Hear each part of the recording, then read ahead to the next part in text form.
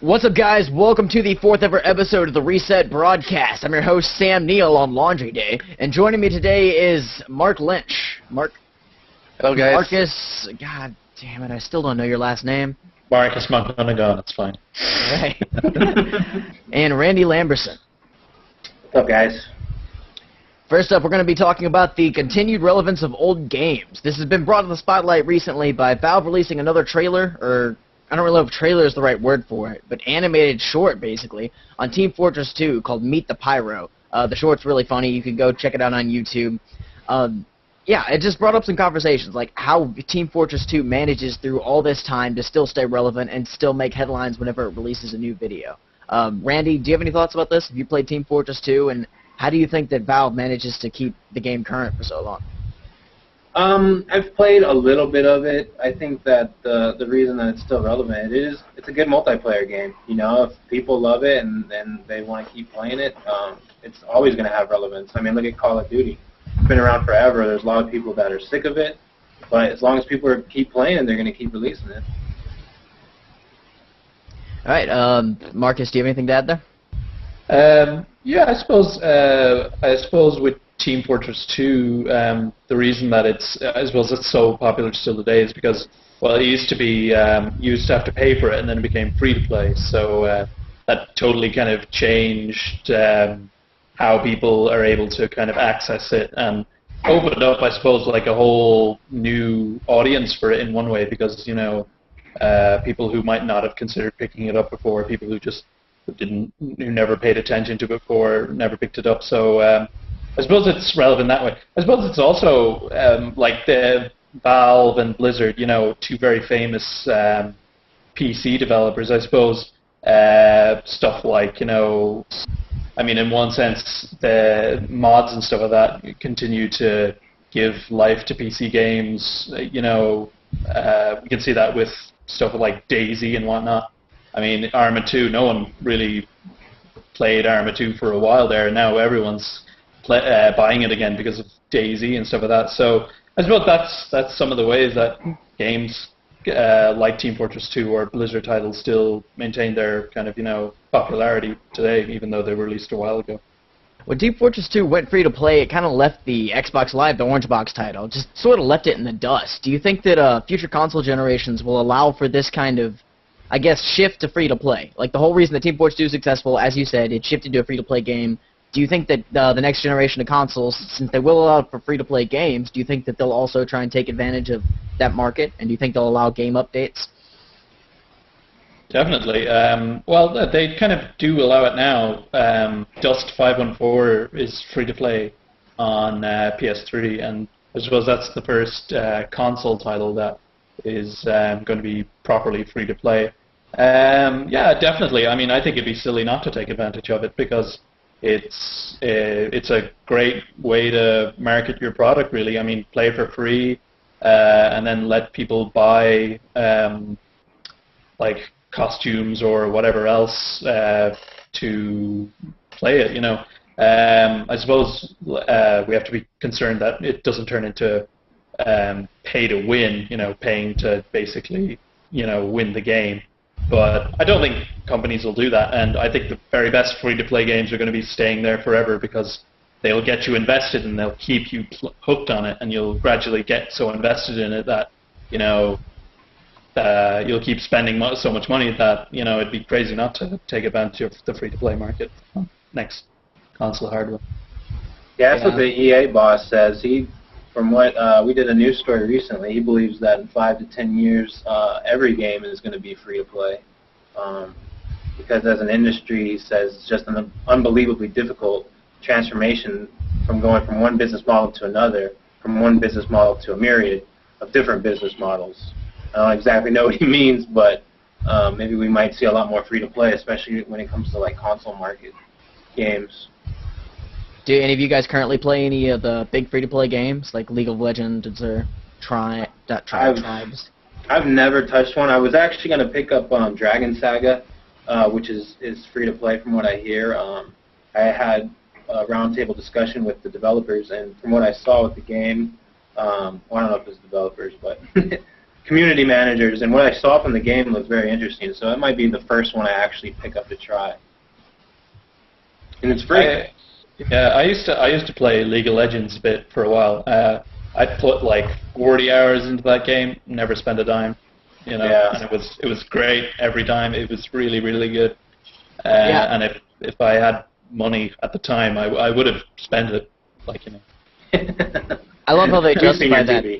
They say that like the top 5 or 10% of players make up for everybody else. It's like those few people that are big spenders make up for everybody that's playing it for free, which is kind of funny analogy and funny way to look at the government, in my opinion. But that's for a whole other conversation. Yeah. Also, not with Canadians in the group. Same with Valve. Same with Valve. When are they going to make part 3s of their games? You got Portal 2, Team Fortress 2, Half-Life 2. They stop at 2. Well, there is a rumor out there right now that they've released potential concept footage for Half-Life 2 Episode 3. I saw that. That just actually came out today, so I don't know if that's going to be developing into something new. Yeah, and there's pictures that have surfaced of a team wearing Half-Life 3 shirts. Well, it says Half-Life, and then on the back it says 3. But, I mean, that could just be, you know, vague. But here's hoping. Yeah. You having some problem there? Yeah, I'm like sliding around my setup. Sorry about that. Just hoping like just kind of block out that little corner. All right. Also this week, or rather old news at this point, a little bit, but Nintendo announced their 3DS XL, the super large version of the about like that, I guess, of their 3DS. The first system when they announced it, they announced the DSi XL, and they kind of there you go. Say something, Brandy, so they can actually see it. Yeah, here's the regular 3DS. Obviously, they showed some concept. Yes, that's Kingdom Hearts, and he's talking to Mickey Mouse or someone. But anyways, it's supposed to add. I forget how much exactly length. It's supposed to be 90. The screens are supposed to be 90% bigger for each screen. And that's cool, and I mean, I like that it fits in my pocket, you know, the smaller version, and the bigger screen's nice. Something that I'm a little upset with is, where's our dual analog, you know? I mean, they came out with a peripheral, the dual analog, I mean, that adds an extra analog stick to it. Why not add that to the newer model? I think a lot of people are pissed about that. The only game that's come out so far that makes use of the Circle Pad, wasn't that Kid Icarus? I don't think Kid Icarus used it. I know that Metal Gear used it. Resident Evil was the first one that I picked up, and it works well. I mean, we're used to using 2 joysticks, you know, so it only makes perfect sense. Mm-hmm. Mark, do you have any thoughts against that? Do you not like the second joystick? Honestly, I haven't tried it, but I've never found a need to try it either. It's with Nintendo games, for me, it's always been more the platforming side of things, or the RPGs. I don't see it as a huge supporter for FPS style games, which is where you usually find yourself using the dual joysticks. So the lack of inclusion of the second joystick doesn't really bother me too much. Do you think that the 3DS XL is going to sell well? I think it will. I mean, I know there's a lot of people moaning and crying about it right now, but the fact is, it's Nintendo. People are going to buy it anyways. It's a Nintendo handheld. It's going to sell extremely well. I'm sorry. I was going to say I agree with Mark. You know, most of the games you need your right hand free to do the swiping motions and stuff. So it's not detrimental to not include it. But at this phase, I would have liked to have seen it. That way, I don't have to snap on something and now have a thicker, heavier thing. Because I'm not going to walk around with the Circle Pad Pro in my pocket. You know, I do walk around with the 3DS in my pocket. So if I want to pop it out and play something that utilizes it, but then again, like Mark said, we have to get some games that really utilize it before we'll probably see them put it into the system.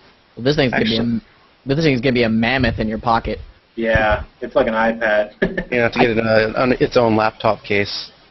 Yeah. I never really understood that. The original 3DSi was marketed at old people, right? Am I wrong in thinking this? Like, they did brain age, and it's for old people that had trouble seeing, so they made everything bigger, and they don't have to pull out the little magnifying binoculars to see the little text on the screen. And I don't see what sort of 3DS games are trying to market to the older audience, like the 3DSi did. I don't understand what the problem is there, because all the 3DS games are core games, for the most part, with the exception of Animal Crossing or something. But I think that if you don't play the 3DS on the go, it is a good idea because I mean you're at home. Bigger screen is going to mean better experience. I mean, not better experience, but it is definitely going to help the viewing. And so I'm interested to see if it still has that ghosting problem because you really have to hold the 3DS really at a good angle. So now with the larger screen, is that going to become more difficult? Is it going to become more easy? So. yeah, another problem is they're releasing games for regular DS still, which are just going to look even worse when blown up on this additional screen. People had complaints about that before, especially with Pokemon, the 2 biggest releases coming out next year. They need to just throw those into 3D already. Yep. All right, another thing this week, Square Enix is in a bit of a, I don't want to say crisis, but they're done with large-scale internal development after the next Final Fantasy game. 13-2, 13-3? 13-3, 13 right? versus, yeah. Okay. Well, after that one, they're going to be done with internal development of Final Fantasy games. Another article that recently came out said that they weren't going to make a Final Fantasy VII remake until they outdid themselves on another Final Fantasy game. All right, clearly Randy has some strong thoughts about this, so go ahead, Randy. You know, I know there's a lot of people out there that say, we don't want a Final Fantasy remake, and I understand that they want to keep it pure, but I really want to enjoy that experience again and see it in HD, or a spin-off, maybe progress the story further, and like I'm a huge... I'm sorry? Like Dirge of Cerberus? No, not like Dirge of Cerberus. I wanted to still follow the same RPG formula. Okay, a playable version of Advent Children, then. Yeah, you're right. I guess they have taken a story. Even Kingdom Hearts, which I just held up, has Cloud Strife in it. But I just love the world. I love Midgar. That game, every time I think about it, I just get these overwhelming feelings of joy of the experience I had with it. And I know some people feel the game's overrated. But that's fine. I don't. It was one of my happiest video game memories. So I would love to be able to experience that again. And some may argue, well, if they do it again, you may play it and then find out that those memories are no longer there and it'll ruin the experience.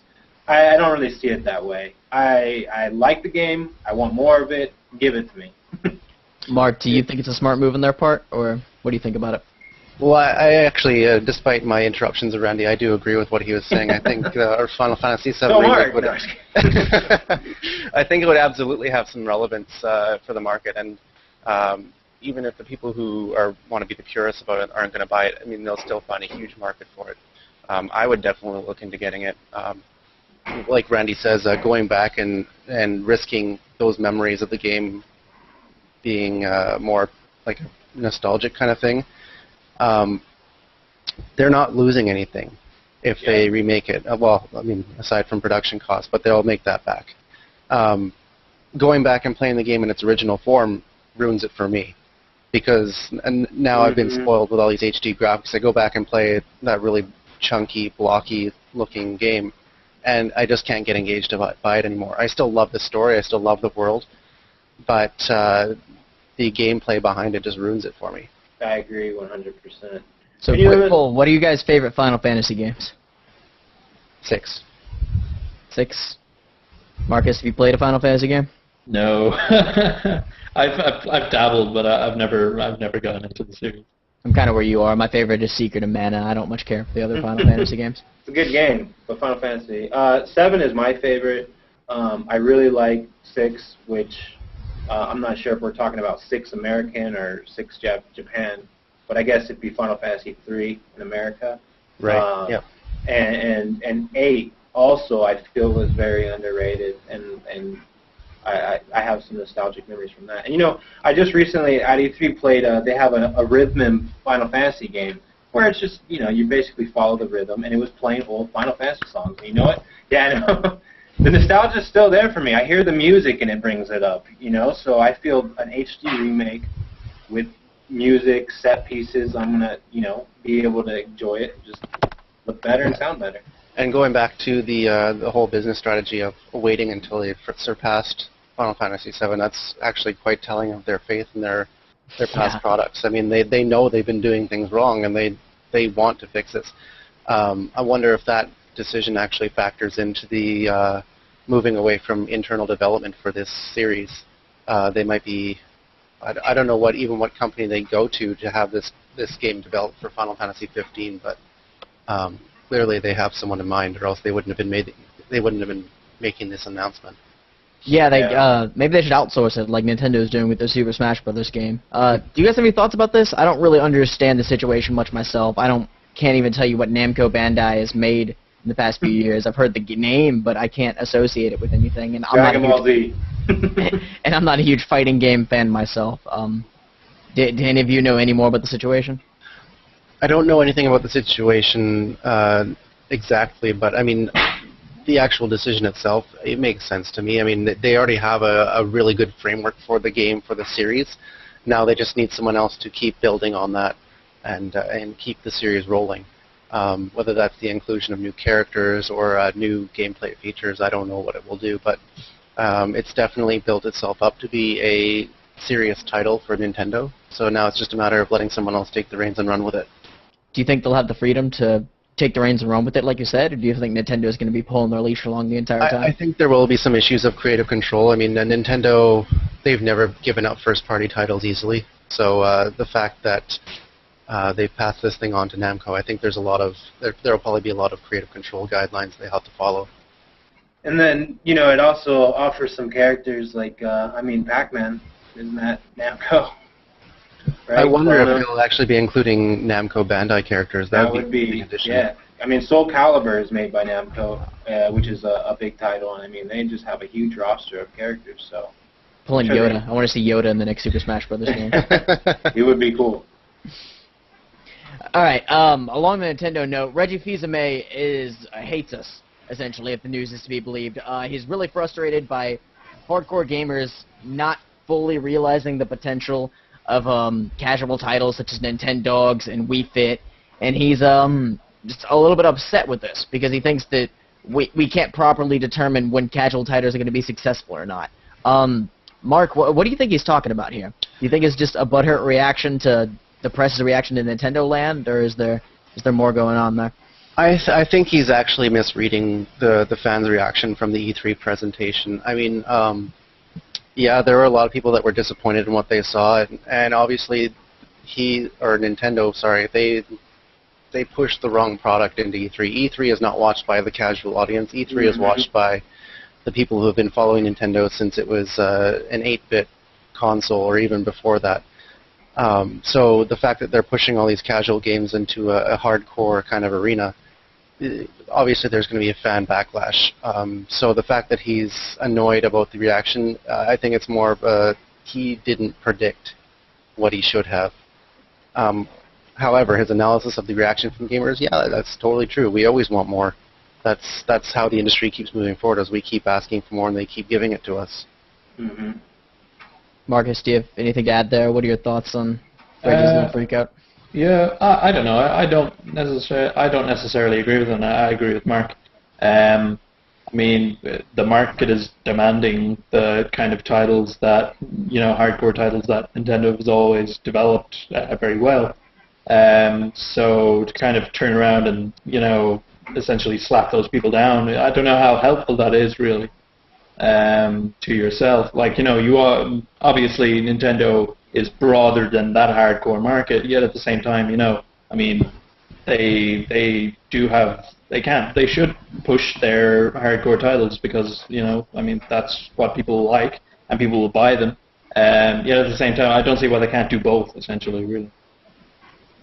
Gotcha. Randy, anything to add here? Yeah, I mean, I think his statement is a little bull, and I'm not name dropping. I've met Reggie twice now. He's a really, really nice guy. I mean, his persona on stage is totally different than backstage. He's giant, right? He is huge. That. I got a chance to spend like 15 minutes with him this year at the LA Auto Show when they unveiled the Mario Kart replicas. And I mean, he's just really pleasant, very nice guy. That's the last place I'd think I'd meet Nintendo's of America's president is at a auto show, but go on. He saved my camera, actually. I dropped a lens case. It wasn't mine, and he came walking up behind me and was like, hey. I was like, oh, thank God. Anyways, but yeah, I think his statement's wrong. I agree 100% with Marcus and Mark are saying. I was just saying that. Microsoft, not to change subjects, they had Usher come out and dance for this. And I'm thinking, okay, this is something that's going to appeal to like teenage girls, and they're not watching this. Why are they making this like the main target of their show? Similar with Nintendo, where not many young people are at the computer watching E3. I know I was when I was a kid, but I'm a little bit more hardcore. If that's probably the proper way of saying it. Anyway, seriously, I was like 4 years old before E3 was even around. Like driving flaming little big wheels. Exactly. I have been watching E3 since '64, even before that. But anyways, so I agree. 1964 for a minute. Yeah. I'm sitting here doing a calculation in my head, trying to figure out just how old you are. I'm very, very old. Wii Fit. Drop it already. I don't want to work out with my video games. There's people out there that do, but they are casual gamers. They're older people, or they're people that don't really play. My brother bought a Wii Fit. He stepped on it. It told him he's obese. He hasn't played it since. Thing basically told him, "You're fat. Get off me." So if he's complaining that people are upset about the showing of Nintendogs, I mean, just look back at the year when they had that whole demonstration of Wii Music, and the guy was playing a flute and the drums barefoot, and like it was just totally weird. No one got it, and apparently they haven't learned from it because they want to keep showing us things like that. Show us Zelda HD. I'm still pissed. I want my Zelda HD now. I'm sure it's coming. I prefer a Majora's Mask reboot first, to be quite honest, but I might be in the minority. Yeah, that would be awesome too. Majora's Mask, one of my favorite, but I was a little disappointed. I wanted Zelda. I want Final Fantasy. I want Zelda.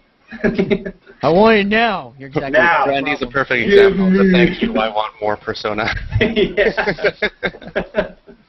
Give me games. See, he was talking directly at me because I don't understand it. He's talking right to the fat kid in all of us, actually. The one that they're trying to fix with the Wii U. He's the one that's like, I want everything. I want the games. I want all of it. Why don't you want virtual pets and to work out? I don't. I have a dog at home. I freaking don't take care of that. My virtual pet's going to die. Like, I don't want to perform virtual, genocide against my pet, so give me something good. Or Animal Crossing, where you're not taking care of your own house, you're just taking care of that little virtual one. Yeah, exactly. Meanwhile, weeds are growing in my yard and plants are... Yeah. Anyways, also this week, Spec Ops The Line came out. It's supposed to be a super... I don't want to use the word hardcore or realistic, because it's a giant sandstorm in the middle of Dubai. Not really realistic, but very adult-themed shooter. Marcus gave us the preview on this and pressed to reset. So, Marcus, what did you think of the game? Well, from my impressions of the demo... I was really impressed with it. I've seen a lot of people who weren't impressed with the demo, but I personally really liked it. I suppose the reason I kind of liked it a lot was more to do with the actual story of the seemingly kind of mature nature of the game itself. It seems to be, as you said, like very adult and very kind of mature, but it feels like it's very inspired. I don't know if anyone here's read the novella Heart of Darkness or seen Apocalypse Now or read something like Lord of the Flies. Mm-hmm. But it feels very much like this sort of kind of twisted kind of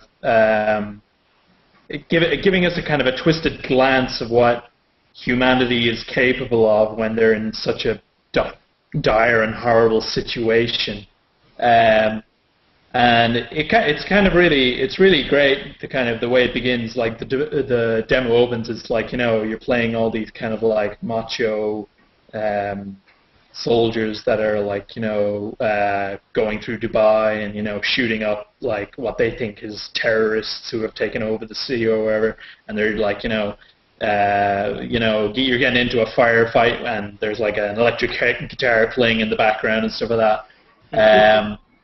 But then it completely like it feels like Call of Duty, and then it completely goes and becomes like BioShock, so you're kind of going there like, whoa, like this is such yeah, it's such a weird tonal shift, and it's like the first minute you're like shooting these guys who are speaking in like I think it's Arabic or whatever, and then the next minute like you come across these hostile former U.S. soldiers, and like you have the drop on them, and you're looking down at them from this kind of ledge above them, and they're kind of talking. But the conversation they have, like one of them asks the other guy, "Oh, can I have a stick of gum?" You know, and then it's like, God, this place is so beautiful. I forgot how beautiful it is, even with all the chaos. And I was just there like, oh, God, and I'm meant to be fighting these people? I was really impressed with it, and I'm really looking forward to trying the full retail game when I get a chance. I've known Marcus for a long time, and if the game doesn't have Hannah Montana in it, he won't get it. I'm just saying that right now. He has this weird obsession with Hannah Montana, and thankfully the opening theme song was Hannah Montana singing Best of Both Worlds, so that's why. Oh, yeah, of course. I played the game myself as well. I thought that I've heard a lot of negative things about the cover system. I thought it worked well. I really liked the concept of using your environments in sand. At one point, there's a bunch of enemies, and you can either take them out just by shooting them, or you notice there's a bus adjacent to them that is kind of tilted over, and it's filled with sand. So you can shoot out the windows and actually dump the sand down on the enemies. So it gives you a little bit of environmental kills, and I'm guessing, or I've heard that there's a lot of those in the game. So it's a unique way to play it, and the game is very pretty. And you got Nolan North, so you can't go wrong. He's in everything. Does he do more than one voice in this one? I'm sure he does. I was playing Dark Void for the first time the other day, and I'm like, dude, this guy is in everything. Even the characters look alike, so. Gotcha. Yeah. All right, well, unless you guys have anything else to add, that's probably going to do it for this week, because I know Randy's got to get out before they lock him in his office. All right, so check out PressReset.com for all the things that we talked about this week. There'll be links to the articles in the comments, so go check this out. Give us some comments. For the love of God, share us with your friends. Send us a good word. Also, listen to the Reset Transmission podcast every Tuesday night and/or Wednesday morning. This week's topic, they'll be interviewing someone from Mass Effect. Mark Muir, so male shepherd from Mass Effect. Oh, wow, that's awesome. Whoa, that's cool. Yeah, when we were complaining about not having anything for girls. Now if they get Garrus, those girls will be, they can die happy.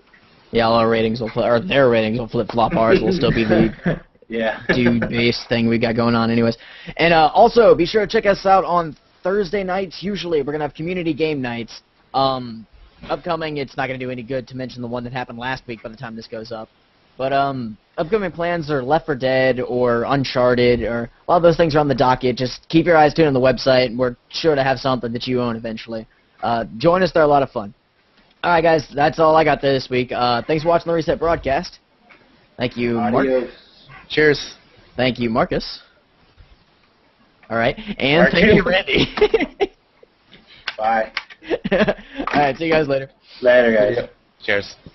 Thank you.